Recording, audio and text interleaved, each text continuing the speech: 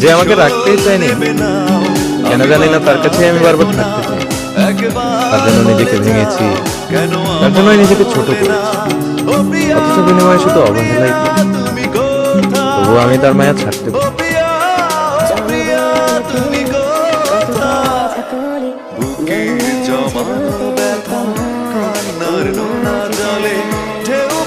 চোখের নদীতে